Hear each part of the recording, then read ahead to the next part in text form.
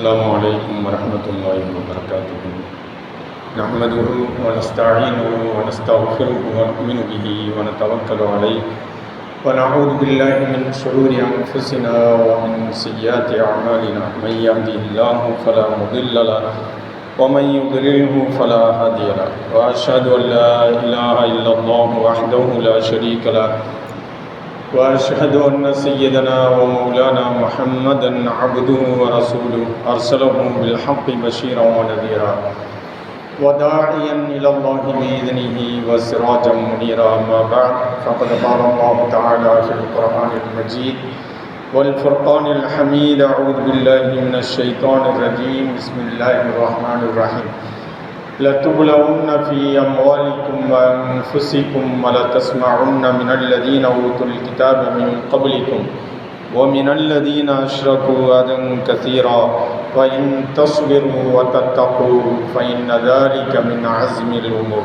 صدق الله العظيم.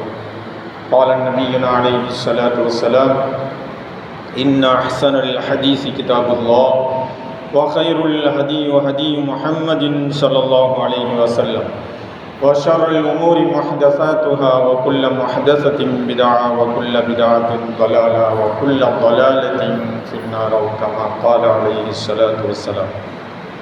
அளவில்லா கருணையும் இணையில்லா கிருபையும் உடைய ஏக இறைவனை போற்றி புகழ்ந்தவனாகும். இவ்வுலகிற்கு மக்களை ஓரிரையின் பக்கமும் நேர்வழியின் பக்கமும் அழைப்பதற்காக அனுப்பப்பட்ட இறை தூதர்கள் அனைவர் மீதும், குறிப்பாக அழகிய முன்மாதிரியாகவும் சிறந்த அருட்கொடையாகவும் இறுதி தூதராகவும் அனுப்பப்பட்ட அண்ணலம் பெருமானார் முஹம்மது நபி ஸல்லல்லாஹு அலைஹி வஸல்லம் அவர்கள் மீதும், அவர்களது பரிசுத்தமான குடும்பத்தவர்கள் மீதும், அவர்கள் வழியொற்றி நடந்த சத்திய சஹாபாக்கள், தாபிஈன்கள், தபா தாபிஈன்கள், சுஹதாக்கள், நல்லடியார்கள், குறிப்பாக இந்த ஜும்மாவிலே இங்கே அமர்ந்திருக்கின்ற இன்னும் வர இருக்கின்ற நம் அனைவர் மீதும் இறைவனின் சாந்தியும் சமாதானமும் அருளும் என்றென்றும் நின்று நிலவட்டுமாக என்று முதலிலே பிரார்த்தனை செய்து கொள்கின்றேன். கண்ணியத்திற்குரியவர்களே, நான் ஓதி காட்டிய திருமறை வசனம் அல்லாஹ் தஆலா திருமறையில் சூரத் ஆல இம்ரான் 3வது அத்தியாயத்திலே 186வது வசனத்திலே அல்லாஹ் தஆலா குறிப்பிடுகின்றான்: லதுப்லவுன்ன ஃபீ அம்வாலிக்கும் வ அன்ஃபுசிக்கும். நிச்சயமாக நீங்கள் உங்களுடைய பொருட்களிலும் உங்களுடைய உயிர்களிலும் கண்டிப்பாக சோதிக்கப்படுவீர்கள். லதுப்லவுன்ன ஃபீ அம்வாலிக்கும் வ அன்ஃபுசிக்கும். மேலும் வல தஸ்மஉன்ன மினல்லதீன ஊதுல் கிதாப மின் கப்லிக்கும் ஓமினல்லதீன அஷ்ரகு. உங்களுக்கு முன்பு வேதம் கொடுக்கப்பட்டவர்கள் இருக்கின்றார்கள் அல்லவா, அவர்களாலும் மேலும் முஷ்ரிக்கீன்களாலும் இறைவனுக்கு இணை வைக்கக்கூடியவர்களாலும் நீங்கள் வெறுக்கக்கூடிய வார்த்தைகளை நீங்கள் கேட்பீர்கள். நீங்கள் அவர்களால் துன்புறுத்தப்படுவீர்கள். யார் அந்த நேரத்தில் பொறுமை கொண்டு இறை அச்சத்தை மேற்கொள்கின்றாரோ அவர்தான் சிறந்தவர் என்று அல்லாஹ் தஆலா அந்த வசனத்திலே குறிப்பிடுகின்றார். கண்ணியத்திற்குரியவர்களே, இன்று பார்த்தீங்கன்னா, அதாவது முஸ்லீம்கள் இபாதத்துகள் செய்து கொள்ளலாம், தொழுதுக்கலாம், நோன்பு வைக்கலாம், இபாதத்துக்களை நாம் செய்து கொள்ளலாம். அரசியல் என்று வரும்போது நம்மளை அடக்கி வைக்கிறாங்களா இல்லையா? அரசியல் என்று வரும்போது முஸ்லீம்கள் அடங்கி ஒடுங்கித்தான் நமக்கு இருக்க வேண்டும் என்று உலகளாவிய ஒரு தத்துவம் இன்னைக்கு. இது யாரால் ஏற்படுத்தப்பட்டது அப்படின்னு பார்த்தீங்கன்னா, யூதர்களால் ஏற்படுத்தப்படுகின்றது. எதனால் அவங்க ஏற்படுத்தினாங்க, இதனுடைய பின்னணி என்ன என்பதை பற்றி நான் சுருக்கமாக உங்களுக்கு சொல்லிட்டு அதுக்கப்புறம் எஸ்ஐஆர்னு சொல்லிட்டு இப்போ கொண்டு வர்றான் பாருங்க. அதாவது வாக்காளர் சிறப்பு தீவிர திருத்தம், வாக்காளர் சிறப்பு தீவிர திருத்தம் அப்படின்னு சொல்லிட்டு எஸ்ஐஆர் அப்படின்னு சொல்லி கொண்டு வரோம். அதை பற்றி தான் இன்றைய ஜும்மாவில் பேசலான் இருக்கேன். அது நம்ம என்ன செய்யணும், உண்மையிலே நம்ம என்ன அதற்காக நாம் முயற்சிகள் எடுக்கணும், அல்லாஹ்வும் அவருடைய தூதரும் என்ன சொல்கிறாங்க, இந்த நேரத்தில் நம்ம என்ன செய்யணும் அப்படின்னு நமக்கு சொல்கிறாங்க, அதனுடைய தீர்வு என்ன நிரந்தரமான தீர்வு என்ன என்பதை பற்றி உங்களுக்கு நான் பின்னாடி சொல்கிறேன். அதுக்கு முன்னாடி இந்த எதற்காக இந்த திட்டமிடுதல், முஸ்லீம்களுக்கு எதிரான ஒரு திட்டமிடுதல் உலகளாவிய முறையில் எதற்காக நடைபெறுகிறது என்றால், முஸ்லீம்கள் அரசியலில் தலையெடுத்து விடக்கூடாது.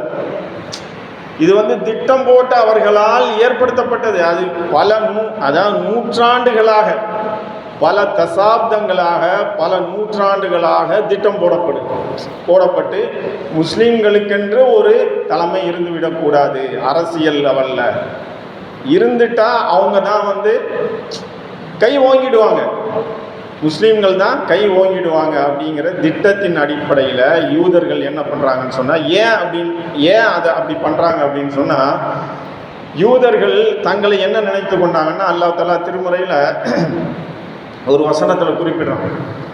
அதாவது அடக்கி ஒடுக்கப்பட்டிருந்தார்கள் யூதர்கள். பார்த்தீங்கன்னா ஃபிரௌனால் அடக்கி ஒடுக்கப்பட்டு கடுமையான சோதனைகளுக்கு, துன்புறுத்தலுக்கும் அடிமைகளாக, அடிமை மாதிரி தான் அவங்க வாழ்ந்து கொண்டிருந்தாங்க. அப்போ அந்த நிலைமையில் அல்லாஹ் என்ன சொல்கிறான்டா, இப்ராஹிம் அலைஹிஸ்ஸலாம் அவர்கள் துவா செய்கிறாங்க, என்னுடைய பிச்சலங்களில் வரக்கூடியவர்கள். இந்த யூதர்கள் யார் அப்படின்னு பார்த்தீங்கன்னா, யாக்கூப் அலைஹிஸ்ஸலாமுடைய 12 மகன்கள் இருந்தாங்க இல்லையா, 12 மகன்கள், யூசுப் அலைஹிஸ்ஸலாம், புன்யாமீன், மற்ற 12 மகன்கள் மொத்தம். அவர்களில் இருந்து வந்த சந்ததியர்கள் தான் இந்த யூதர்கள். அப்போ அல்லாஹ் என்ன சொல்கிறான்டா, அவர்களை அந்த ஃபிரௌனிடத்திலிருந்து மீட்டு கொண்டு வந்து அவர்களுக்கு அதிகாரத்தை, இந்த பூமியில் அதிகாரத்தை கொடுக்கணும்னு சொல்லி நான் விரும்பினேன். ஏன் அப்படின்னு சொன்னால், இப்ராஹிம் அலைஹிஸ்ஸலாம் அவர்கள் செய்த துவா. அவங்களுடைய பிச்சலங்களில் வரவங்க தான் இவங்கெல்லாம். நம்மளும் அதே பிச்சலங்களில் வர்றவங்க தான். நம்ம இஸ்மாயில் அலைஹிஸ்ஸலாம் மூலமாக வந்தோம், அவங்க இஸ்ஹாக் அலைஹிஸ்ஸலாம் மூலமாக வந்தாங்க. அப்போ அவங்களுக்கு இந்த பூமியில் அதிகாரத்தை கொடுக்கணும்னு சொல்லி நான் விரும்பினேன் அப்படின்னு சொல்லி அல்லாஹ் தஆலா என்ன பண்ணுறான், மீட்டு எடுக்கிறாங்க. மூசா அலைஹிஸ்ஸலாம் மீட்டு எடுக்கிறாங்க. அதுக்கு பின்னாடி வரக்கூடிய நபிமார்கள்லாம் அவங்களுக்கு அதிகாரம் அல்லாஹ்வால் வழங்கப்படுது, அதிகாரம் கொடுக்கப்படுது. இந்த பூமியில் அவங்களுக்கு அதிகாரம் கொடுக்கப்படுது. பாலஸ்தீனத்தை நீங்கள் இருந்து கொண்டு அல்லாஹ்வுக்கு முற்றிலும் கட்டுப்பட்ட நல்லடியார்களாக வாழுங்கள் அப்படின்னு தான் அல்லாஹ் அவங்களுக்கு உத்தரவு பிறப்பிக்கிறான். தௌராத்தில் என்ன சொல்லப்பட்டிருக்கு, அல்லாஹ்வை வணங்குங்க, அல்லாஹ்வுக்கு முற்றிலும் கட்டுப்பட்ட நல்லடியார்களாக வாழுங்க. அல்லாஹ் எதையெல்லாம் ஏவி இருக்கின்றானோ அதை நீங்கள் செய்யுங்க, எதை விட்டு உங்களை தடுத்தானோ அதிலிருந்து தவிர்த்து கொள்ளுங்க அப்படின்னு சொல்லி அல்லாஹ்வினுடைய கட்டளை தௌராத்தில். இவங்க என்ன பண்ணாங்க, அதுக்கு நேர் மாற்றமாக செயல்பட்டார்கள். நபிமார்கள் ஒவ்வொரு நபிமார்களையும் கொலை செய்து கொண்டே இருந்தார்கள். எந்த சமுதாயத்திற்கும் அல்லாஹ் தொடர்ந்து நபிமார்களை கொடுத்துக்கிட்டே இருக்கு இல்லைங்க. நமக்கு ஒரே ஒரு நபி தானே வந்தாங்க, நபி ஸல்லல்லாஹு அலைஹி வஸல்லம். கியாமத் நாள் வரைக்கும் நமக்கு நபி அவங்க தான், அவங்கள நம்ம ஃபாலோ பண்ணிட்டு இருக்கோம். அவங்களுக்கு அப்படி கிடையாது. ஒரு நபி மரணித்து விட்டால் அடுத்த நபி வந்துடுவார், அந்த நபி மரணித்து விட்டால் அடுத்த நபி. தொடர்ந்து நபிமார்கள் ஆயிரக்கணக்கான, வரலாறுகளில் குறிப்பிடப்படுகின்றது, ஆயிரக்கணக்கான நபிமார்கள் அவர்களுக்கு தொடர்ச்சியாக வந்து கொண்டே இருந்தார்கள். அப்போ அல்லாஹ் அவங்கள சீர்திருத்தம் பண்ணணும், இந்த பூமியில் அவங்க நல்லவங்களா வாழணும், இந்த பூமியில் அதிகாரம் மிக்கவர்களாக இருக்கணும் அல்லாஹ் விருப்பப்பட்டான். ஆனால் அவங்க என்ன செஞ்சாங்க, அல்லாஹ்க்கு மாற்றம் செஞ்சாங்க, நபிமார்களை கொலை செஞ்சாங்க.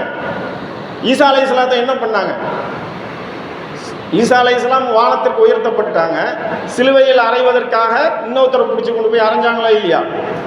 அப்போ ஒவ்வொரு நபிமார்களையும் கொலை செஞ்சோன்னா அல்லாஹ் என்ன பண்ணுறான், ஒரு கட்டத்துக்கு மேலே அல்லாஹ் என்ன பண்ணுறான்னு சொன்னால், இனிமேல் இவங்க சரிப்பட்டு வர மாட்டாங்க அப்படின்னு சொல்லிட்டு அரபுகள்லேருந்து நபி ஸல்லல்லாஹு அலைஹி வஸல்லம் அவர்களை தேர்ந்தெடுக்கிறான். அல்லாஹ் தேர்ந்தெடுத்தோன்னா இவங்களுக்கு என்ன அப்படின்னு சொன்னால், நம்ம குலத்திலேருந்து வரலையே, எவ்வளோ திமிரு பாருங்க.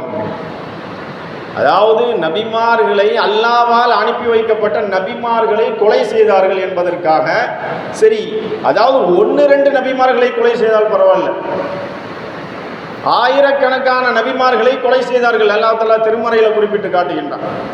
அப்பந்தான் என்ன பண்றான்ல, சரி இனிமேல் இவர்கள் சரிப்பட்டு வரமாட்டார்கள் என்பதற்காக அரபுகளிலிருந்து நபி ஸல்லல்லாஹு அலைஹி வஸல்லம் அவர்களை நபியாக அல்லாஹ் தேர்ந்தெடுக்கிறான். தேர்ந்தெடுத்தோன்னே அவங்க மேலே வந்து நபி ஸல்லல்லாஹு அலைஹி வஸல்லம் மேலே வெறுப்பு, இவங்களுக்கு ஒரு வெஞ்சன்ஸ் வச்சுட்டு என்ன பண்ணுறாங்க, அரபுகள்லேருந்து வந்துட்டாரு, நம்ம குலத்திலிருந்து யூத குலத்திலிருந்து வரவில்லையே, முஹம்மது ஸல்லல்லாஹு அலைஹி வஸல்லம் நபி வரலையே, அதனால் என்ன பண்ணிட்டாங்க, நாங்கள் ஏற்றுக்கொள்ள மாட்டோம். எவ்வளோ பெரிய அநியாயம் பாருங்க. அப்போ தான் அல்லாஹ் என்ன பண்ணுறான், நீங்கள் நபியை ஏற்றுக்கொள்வது உங்கள் மீது கட்டாய கடமை. ஏன்னு சொன்னால் தௌராத்தில் அப்படி தான் சொல்லப்பட்டிருக்கு. தௌராத்தில் அல்லாஹ்வே சொல்கிறான், உங்களுக்கு பின்னாடி ஒரு நபி, கடைசியாக ஒரு நபி வருவார், அந்த நபியின் பேர் வந்து அஹ்மத், அந்த பேரையும் அல்லாஹ் குறிப்பிட்டு சொல்கிறான். இஞ்சியிலையும் அப்படி தான் சொல்கிறான், அஹ்மத் அப்படிங்கிற ஒரு நபி வருவார், அந்த நபியை நீங்கள் பின்பற்றணும் அப்படின்னு அல்லாஹ் சொல்கிறான். அதுக்கு நேர் மாற்றமாக இவர்கள் நடந்தார்கள். நடந்ததுனால என்ன ஆச்சு அப்படின்னு சொன்னால், அல்லாஹ் தஆலா நபி ஸல்லல்லாஹு அலைஹி வஸல்லம் அவர்களுக்கு வெற்றியின் மேல் வெற்றி. அதுக்கப்புறம் பார்த்தீங்கன்னா அபூபக்கர் சித்திக் ரலியல்லாஹு 4 கலீஃபாக்களுடைய ஆட்சி காலத்தில் பார்த்தீங்கன்னா வரலாறு அடிக்கடி கேள்விப்பட்டிருப்பீங்க, பாலஸ்தீனம் வெற்றி கொள்ளப்படுது. உமர் ரலியல்லாஹு தஆலாவுடைய ஆட்சி காலத்தில் கிறிஸ்தவர்கள் அங்கே இருக்கிறாங்க, யூதர்கள் இங்கே உள்ள வரக்கூடாதீங்க அப்படின்னு சொல்கிறாங்க கிறிஸ்தவர்கள். ஏன்னு சொன்னால் அவங்க கரெக்டாக நடக்க இல்லை, அல்லாஹ்வின் சட்டத்திற்கு உட்பட்டு அல்லாஹ் என்ன சொன்னானா அதன் பிரகாரம் அவர்கள் செயல்படவில்லை. அதனால் நீங்கள் பாலஸ்தீனத்துக்குள்ளே அவங்கள விடாதீங்கன்னு சொன்னோன்னா உமர் ரலியல்லாஹு தஆலா அவங்க வந்து பாலஸ்தீனத்துக்குள்ளே வாழ தான் கூடாது, ஆனால் அவங்க வந்து அந்த பைத்துல் முகத்தஸ் 3 பேருக்குமே, அதாவது முஸ்லிம்கள், கிறிஸ்தவர்கள், யூதர்கள் 3 பேருடைய வணக்கஸ்தலம். அப்போ அவர்கள் வந்து வணங்கி விட்டு செல்லலாம், ஆனால் அவங்க வந்து அங்கே குடியேறக்கூடாது அப்படின்னு உமர் ரலியல்லாஹு தஆலா உத்தரவு போட்டாங்க. எதுவரை என்றால் அல்லாஹ்வுக்கு கட்டுப்பட்டவர்களாக அவர்கள் மாறும் வரை. எப்போ கட்டுப்பட்டவராக மாறுவாங்க, தௌராத்தை முழுமையாக கடைபிடிக்கணும், இஞ்சிலை முழுமையாக கடைபிடிக்கணும், திருமறை குர்ஆனை அவர்கள் முழுமையாக கடைபிடிக்கணும். கடைபிடிச்சாங்கன்னா இப்போ கடைபிடித்தாலும் பாலஸ்தீனம் அவர்களுக்கு தான் சொந்தம், பாலஸ்தீனம் அவர்களுக்கு தான், யூதர்களுக்கு தான். ஆனால் அவர்கள் கடைபிடிக்கவில்லை என்பதனால் உமர் ரலியல்லாஹு தஆலா அவர்கள் ஆட்சி காலத்தில் என்ன பண்ணுறாங்கன்னு சொன்னால், யூதர்கள் இங்கே குடியேறக்கூடாதுன்னு சொல்லி உத்தரவு போடுறாங்க. அதை மீறி அவங்க குடியேறிட்டு இப்போ என்ன பண்ணுறாங்க அப்படின்னு சொன்னால், அங்கே இருக்கக்கூடிய பள்ளிக்கூடங்களில் பிள்ளைங்களுக்கு, சின்ன பிஞ்சு குழந்தைகளுக்கு பாடம் கற்றுக் கொடுக்குறான். எப்படி தெரியுமா பாடம் கற்றுக் கொடுக்குறான்? நம்மளாம் என்ன பாடம் படிப்போம், வரலாற்றை பற்றி படிப்போம், பொதுவான வரலாறுகளை படிப்போம். அவன் என்ன வரலாறு சொல்லி கொடுக்குறான் அப்படின்னு சொன்னால், நம்முடைய மூதாதையர்களுடைய பூமி இது பாலஸ்தீனம், நாம் இங்கே வந்து கொல்றோம்ல, பெண்கள் குழந்தைகள் ஆஸ்பத்திரிலாம் கொலை செய்கிறோம்ல, இதெல்லாம் கொல்றது கிடையாது, நம்ம வந்து போராடுறோம், நீதிக்காக போராடுறோம். சின்ன பிஞ்சு குழந்தைங்களுக்கு சொல்லி கொடுக்குறாங்க, ஸ்கூலில் உட்காந்து அவன் கற்றுக் கொடுக்குறான். சின்ன பிஞ்சு குழந்தைகளுடைய உள்ளத்தில் நஞ்சை ஏற்றுறான். ஏற்றி என்ன சொல்கிறான்டா, இது நம்முடைய மூதாதையர்களுடைய பூமி, இந்த பூமியில் வந்து நம்ம தான் இருக்கணும், வேற யார், அரபுகளும் மற்றும் பாலஸ்தீனர்களும் வந்தேரிகள், அவர்களை வெளியேற்றுவதற்காக நாம் அவர்களை என்ன வேணாலும் செய்யலாம் அப்படின்னு சொல்லிக் கொடுக்குறோம் பள்ளிக்கூடங்கள். அப்போ எவ்வளோ பெரிய அநீதி இழைத்து கொண்டிருக்கின்றார்கள் பாருங்கள். அவன் வந்து முஸ்லீம்கள் ஆட்சிக்கு வருவதை, முஸ்லீம்கள் அரசியலில் தலையெடுப்பதை, உலகளாவிய முறையில் முஸ்லீம்கள் ஒரே தலைமையின் கீழ் வருவதை விரும்புவானா? அவன் விரும்ப மாட்டான். அவனுடைய திட்டத்தின் அடிப்படையில் தான் உலகளாவிய முறையில் இன்னைக்கு நவம்பர் 4ஆம் தேதி அந்த இஸ்ரேலினுடைய வெளியுறவுத்துறை அமைச்சர், அவன் தீவிர வலதுசாரியான், அவர் வந்து இங்கே வர்றார், இந்தியாவுக்கு வர்றார். நவம்பர் 4ஆம் தேதி வர்றார். எதற்காக வர்றாங்க தெரியல நமக்கு. இங்கே வந்து அவர் பேசுறதுக்காக வர்றார். அப்போ இதெல்லாம் என்ன திட்டமிடுதல் அப்படின்னு சொன்னால், முஸ்லீம்களை அரசியலிலிருந்து துடை தெரியப்பட வேண்டும். முஸ்லீம்கள் முற்றிலுமாக ஒன்று நமக்கு அடிமை ஆட்சியாளர்களாக இருக்க வேண்டும். அரபு ஆட்சியாளர்கள் இருக்காங்க இல்லையா இன்னைக்கு, அந்த மாதிரி அடிமை ஆட்சியாளர்களாக நமக்கு இருக்கணும். அப்படி இல்லை அப்படின்னு சொன்னால் அவர்கள் துடை தெரியப்படுவார்கள். இன்னைக்கு ஈரான் மேலே ஏன் கண்ணு வச்சிட்டு இருக்கான்? ஈரான் மீது அதாவது பொருளாதார தடைகள், கடுமையான அந்த ஐரோப்பா நாடுகள் எல்லாமே சேர்ந்து 30க்கும் மேற்பட்ட நாடுகள் இருக்குது. எல்லா நாடுகளும் சேர்ந்து ஒரு 2-3 நாடுகளை தவிர மற்ற நாடுகள் எல்லாமே வந்து பொருளாதார தடை விதிக்கிறான். ஈரான் மீது பல தசாப்தங்களாக இருக்கு பொருளாதார தடை, இன்னைக்கு நேற்று இல்லை. அப்போ அதையெல்லாம் அவங்க தாக்கு பிடித்து கொண்டு அவங்க எதற்காக ஈரானுடைய சில விஷயங்கள் வந்து கரெக்டாக அவங்க இஸ்லாத்தின் அடிப்படையில் செயல்படுறாங்க. அகீதாவுடைய அடிப்படையில் வேணால் கருத்து வேறுபாடுகள் இருக்கலாம், வெளி விவகார கொள்கையில் ஈரான் வந்து கரெக்டாக இருக்கிறாங்க. எப்படி கரெக்டாக இருக்கிறாங்கன்னு சொன்னால், அநீதி யார் இழைக்கப்பட்டாலும் அதற்கு எதிர்த்து குரல் கொடுப்பது முஸ்லீம்களுடைய கடமையா இல்லையா? முஸ்லீம்களுடைய கடமை தானே. உலகத்தில் எங்கே அநீதி இழைக்கப்பட்டாலும் அதை எதிர்த்து குரல் கொடுக்கணும்ல, அதை குரல் கொடுக்குறாங்க ஈரான். பாலஸ்தீன மக்கள், அவன் என் சகோதரன் இல்லை, அவன் மனிதன். அவன் சுன்னத்துல் ஜமாத்தா இல்லை வேற ஜமாத்தை சேர்ந்தவனா ஷியாவா அதெல்லாம் அவங்க பார்க்கறது இல்லை. என்னுடைய சகோதரன் வந்து அநீதி இழைக்கப்பட்டு கொண்டிருக்கின்றான், ஒரு மனிதன் வந்து அநீதி இழைக்கப்பட்டு, அதை நாங்கள் எதிர்ப்போம் அப்படின்னு சொல்லி வெளி விவகார கொள்கையில் கரெக்டாக இருக்கிறாங்க இன்னைக்கு ஈரான். அதே மாதிரி சூடானில் பார்த்தீங்கன்னா அநியாயம் அட்டூழியம். நம்ம பாலஸ்தீனத்தை பற்றி நம்ம பேசிகிட்டு இருக்கிறோங்க. சூடானில் பார்த்தீங்கன்னா லட்சக்கணக்கான மக்கள், 80 லட்சத்துக்கும் மேற்பட்ட மக்கள், பெண்கள் குழந்தைகள் தான் அதில் அதிகம். அதாவது புலம்பெயர்ந்து போகிறாங்க, தன்னுடைய வீடு சொத்து சுகங்கள் எல்லாத்தையும் விட்டுட்டு புலம்பெயர்ந்து அந்த மக்கள் போகிறாங்க. அதை வந்து தூண்டி விட்டு கொண்டு இருக்கக்கூடியவர்கள் யார் அப்படின்னு சொன்னால் இஸ்ரேலும் அமெரிக்காவும் தான் இன்னைக்கு தூண்டி விட்டுட்டு இருக்காங்க. அப்போ இந்த மாதிரி ஏன் எதனால் அங்கே தூண்டி விடுறான் அப்படின்னு சொன்னால், அங்கே இருக்கக்கூடிய ஆட்சியாளர்கள் பாலஸ்தீனத்துக்கு சப்போர்ட் பண்ணுறாங்க.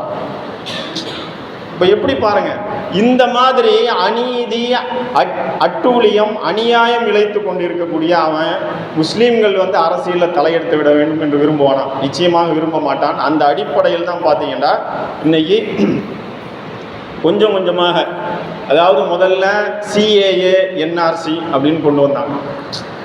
சிஏஎன் அப்படின்னு சொன்னால் வெளிநாடுகளில் இருந்து வர்றாங்க இல்லையா, மற்றவங்களுக்கெல்லாம் குடியுரிமை கொடுக்கப்பட்டுரும், முஸ்லீம்களுக்கு மட்டும் குடியுரிமை கிடையாது.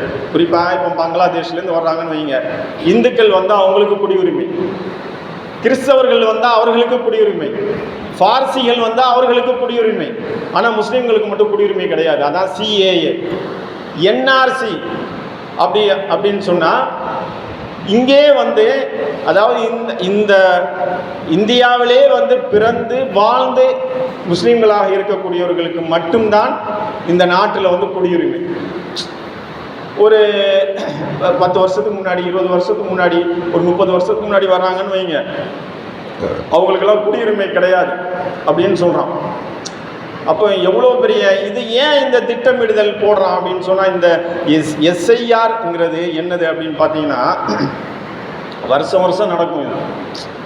வருஷம் அதாவது முதல்ல வரைவு வாக்காளர் பட்டியல் அப்படின்னு சொல்லி வெளியிடுவாங்க. நம்மளாம் பார்த்துருப்போம், வருஷம் நடந்துக்கிட்டே தான் இருக்குது. வரைவு வாக்காளர் பட்டியலில் பார்த்தீங்கன்னா சில பேர் விடுபட்டிருக்கோம், சில பேர் இறந்துருப்பாங்க, சில பேர் அட்ரஸ் மாறி இருப்பாங்க.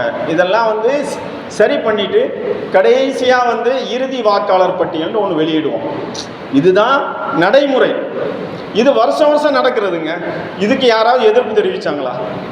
யாருமே எதிர்ப்பு தெரிவிக்கல. அப்போ எஸ்ஐஆருக்கு மட்டும் ஏன் எதிர்ப்பு தெரிவிக்கிறாங்க அப்படின்னு சொன்னால், நம்ம பீகாரில் பார்த்தோம், திட்டமிட்டு என்ன பண்ணுறான் அப்படின்னு சொன்னால், முஸ்லீம்களை மட்டும், அதாவது அங்கே நீக்கப்பட்டவர்களில் 70% முஸ்லீம்கள், பெண்கள் அதிகம். தன்னுடைய கணவன் வந்து வெளிநாட்டில் இருப்பான், பெண்கள் தான் அந்த வீட்டில் இருப்பாங்க, அவங்க தான் போய் ஓட்டு போடுவாங்க. அதை தெரிந்து கொண்டு என்ன பண்ணுறான் அப்படின்னு சொன்னால், பெண்களை பார்த்து அவ்வளோ பெரிய நீக்கிறான். அப்போ இது எதற்காக? அதாவது உண்மையாலுமே வந்து வாக்காளர் சீர்திருத்தண்டா ஓகே, நம்ம எந்த அப்ஜெக்ஷனும் பண்ண போடுறது இல்லை. வருஷம் நடக்கக்கூடியது தான், நடந்துக்கிட்டே தான் இருக்குது.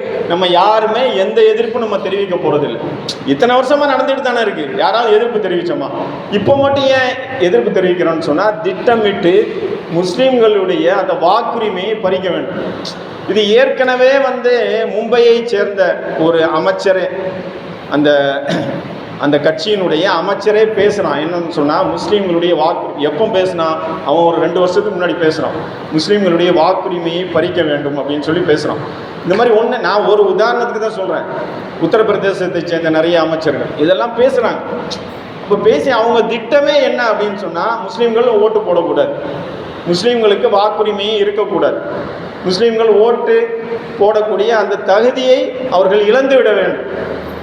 அப்போ தான் நம்ம இஷ்டத்துக்கு நம்ம இஷ்ட பிரகாரம் நம்ம செயல்படலாம், எல்லா மாநிலங்களிலும் நம்முடைய ஆட்சியை கொண்டு வரலாம்னு நினைக்கிறான்.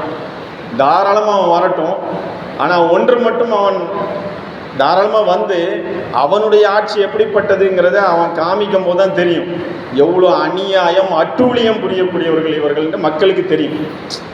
இப்போ நம்ம என்ன செய்யணுங்க இப்போ அப்படின்னு சொன்னால், முதல்ல வந்து உடனடி தீர்வு என்னன்னு சொன்னால், உடனடியான தீர்வு நம்ம என்ன பண்ணணும்னு சொன்னால், இப்போது நவம்பர் 4ஆம் தேதி பார்த்திங்கன்னா அந்த நவம்பர் 4லேருந்து வர்றாங்க, வீடு வீடாக வந்து வருவாங்க அந்த அதிகாரிகள், எலெக்ஷன் கமிஷனுடைய அதிகாரிகள் வருவாங்க, வந்து நோட் எடுப்பாங்க.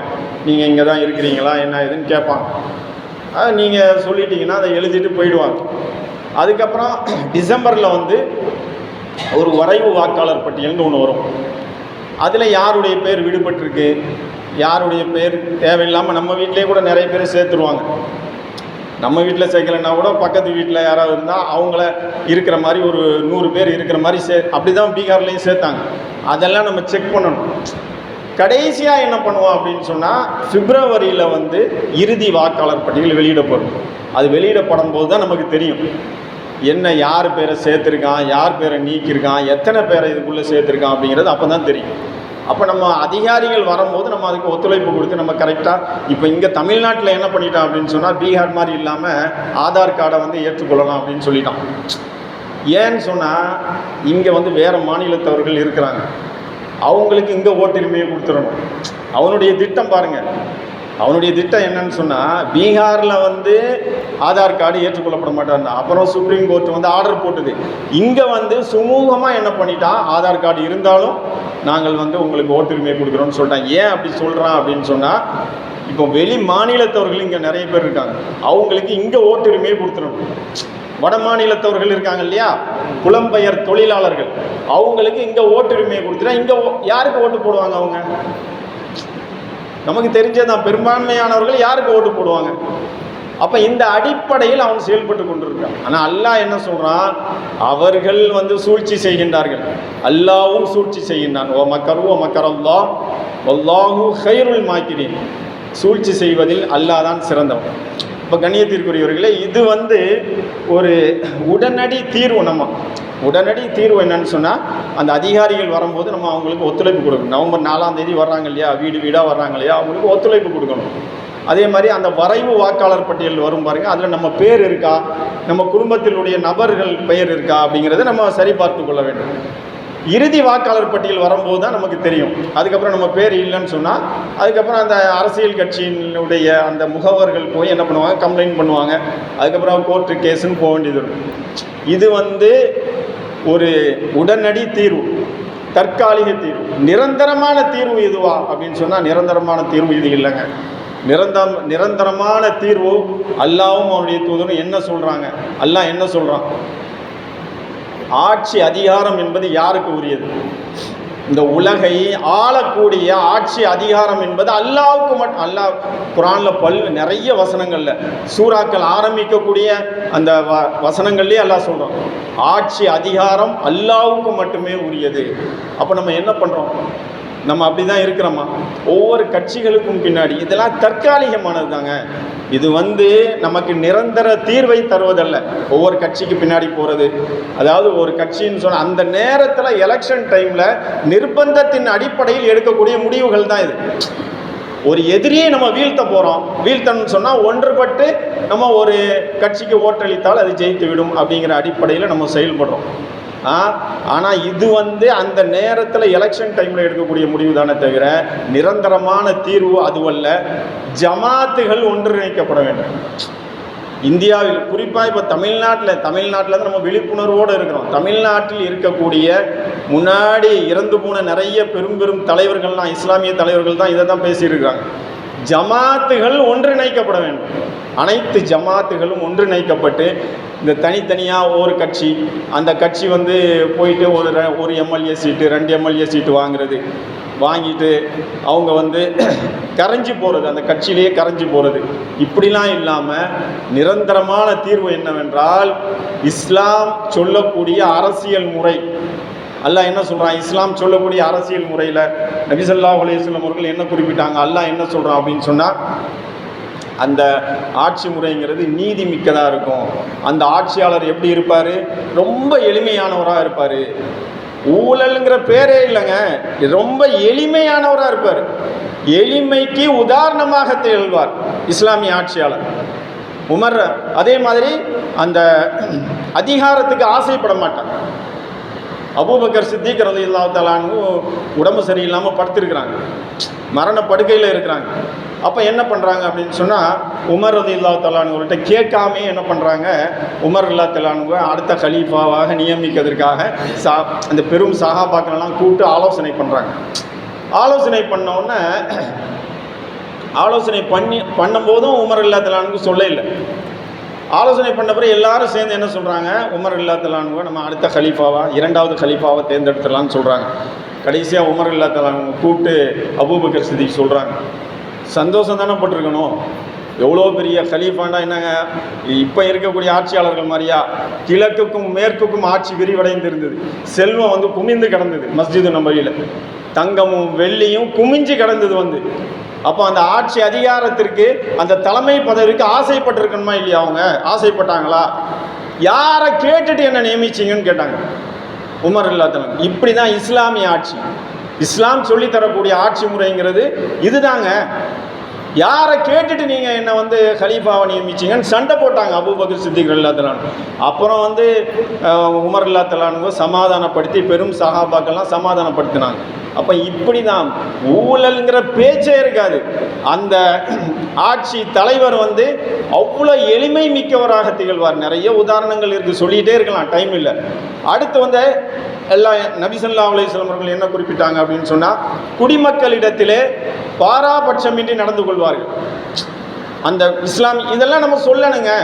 அதாவது நான் எதற்காக சொல்கிறேன் என்றால், ஜமாத்துகளை ஒன்றிணைத்து நம்ம முடிவெடுத்து முஸ்லீம்கள் பெரும்பான்மையாக இருக்கக்கூடிய இடங்களில் முஸ்லீம்களை, நேர்மையான முஸ்லீம்களை நிற்க வைத்து வெற்றி பெற்று அவர்கள் சட்டமன்றத்திலும் பாராளுமன்றத்திலும் சென்று இஸ்லாத்தினுடைய அரசியலை எடுத்து சொல்லணுங்க. சொன்னாதான் அல்லாஹ்வினுடைய உதவி கிடைக்கும்.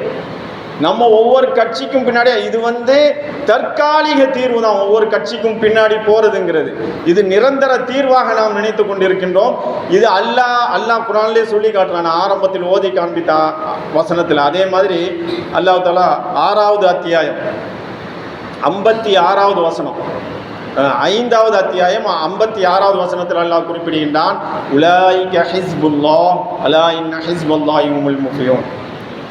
யாரை பார்த்து சொல்கிறான்னு சொன்னால், அல்லாஹ்வினுடைய தூதர், உண்மையான முஃமின்கள், இவர்கள் தான் அல்லாஹ்வினுடைய கட்சியினர்னு சொல்கிறாங்க. கட்சி தான், ஹிஸ்புனா கட்சின்னு அர்த்தம். அல்லாஹ்வுக்குன்னு ஒரு கட்சி இருக்குங்கிறத அல்லாஹ் திருமறை குர்ஆனிலே சொல்லி காட்டுறான். 58வது அத்தியாயம் சூரத்துல் முஜாதலாலையும் அப்படி தான் அல்லாஹ் தஆலா குறிப்பிட்டு காட்டுகின்றான். உலாயிக ஹிஸ்புல்லாஹ் அலா இன்ன ஹிஸ்பல்லாஹி ஹுமுல் முஃப்லிஹூன். அவர்கள் தான் அல்லாஹ்வினுடைய கட்சியினர், அல்லாஹ்வினுடைய கட்சியினர் தான் வெற்றி பெறுவார்கள் அல்லாஹ் சொல்கிறான். அப்போ அல்லாஹ்வினுடைய கட்சி தான் மேலோங்கும். அதை நாம் முன்னெடுத்து செல்கின்றோமா? அதற்கான முயற்சி நம்ம என்ன செய்கிறோம்? எதுவுமே செய்கிறது இல்லைல்ல. அப்போ அதற்கான முயற்சிகளை நாம் எடுக்க வேண்டும். இதுதான் நிரந்தரமான ஒரு தீர்வு. இல்லை என்றால் அல்லாஹ்வினுடைய சோதனை மேலும் மேலும் நமக்கு வந்து கொண்டே இருக்கும். அல்லாஹ்வினுடைய சோதனை மேலும் மேலும் வரும். அல்லாஹ் திருமறையில் ஒரு வசனத்தில் அதையும் குறிப்பிட்டு காட்டுகின்றான். என்ன சொல்கிறான்னு சொன்னால், எனக்கு நீங்கள் கட்டுப்பட்டு நடக்கவில்லை என்று சொன்னால் நான் உங்கள் மீது உங்களுடைய எதிரிகளை சாட்டி விடுவேன். இன்றைக்கி என்னங்க நடந்துகிட்ருக்கு? என்ன நடந்துகிட்ருக்கு? நம்முடைய எதிரிகள் தானே நம்ம மீது சாட்டப்பட்டிருக்கிறாங்க. அல்லாஹ் திருமறையில் தெளிவாக சொல்கிறான் ஒரு வசனத்தில். அப்போ அல்லாஹ்வுக்கு கட்டுப்பட்டவர்களாக நம்ம எப்போ மாறுவோம் அப்படின்னு சொன்னால், இஸ்லாமிய அரசியலையும் நாம் முன்னெடுக்க வேண்டும். முன்னெடுப்பதற்கான முயற்சிகளாவது நாம் செய்ய வேண்டும். அதில் வெற்றி கிடைக்குதோ தோல்வி கிடைக்குதோ அதெல்லாம் விட்டுறணும். முன்னெடுப்புகளை நாம் எடுத்து செல்ல வேண்டும். எடுத்து சென்று இன்றைக்கி பாராளுமன்றத்தில் ஒரு சில எம்பிக்கள் பேசுகிறாங்க. அதாவது உத்தரப்பிரதேசத்தில் கொஞ்ச நாள் இந்த ரபியுல் அவ்வல் மாதத்தில் ஊர்வலம் போனாங்க. ஊர்வலம்னா முஸ்லீம்கள் எப்படி போவாங்க? அமைதியான முறையில் நாங்கள் நபி ஸல்லல்லாஹு அலைஹி வஸல்லம் அவர்களை நேசிக்கின்றோம் அப்படின்னு பதாகைகளை ஏந்தி கொண்டு அமைதியான முறையில் ஊர்வலம் போகிறாங்க. அந்த ஊர்வலம் சென்றவர்கள் மீது கேஸை போட்டு உள்ளே போட்டுறாங்க. அவன் எஃப்ஐஆர் போட்டு உள்ள தூக்கி போடுறான் உத்தரப்பிரதேச கவர்மெண்ட். அப்போ எப்படிப்பட்ட ஒரு சூழ்நிலை நிகழ்ந்து கொண்டிருக்கு பாருங்க. அப்போ அதை பற்றி அங்கே இருக்கக்கூடிய ஒரு பாராளுமன்ற உறுப்பினர், உத்தரப்பிரதேசத்தை சேர்ந்த ஒரு பாராளுமன்ற உறுப்பினர் பாராளுமன்றத்தில் போய் பேசுகிறார். பேசும்போது அவர் ரொம்ப உணர்ச்சி வசப்பட்டு பேசுகிறார். அவர் என்ன சொல்கிறார் தெரியுமா? என்னுடைய இறை தூதர் ஸல்லல்லாஹு அலைஹி வஸல்லம் அவர்களை நாங்கள் நேசிக்கிறோம் என்பதற்காக நீ சிறைச்சாலையில் தூக்கி போடுவியா?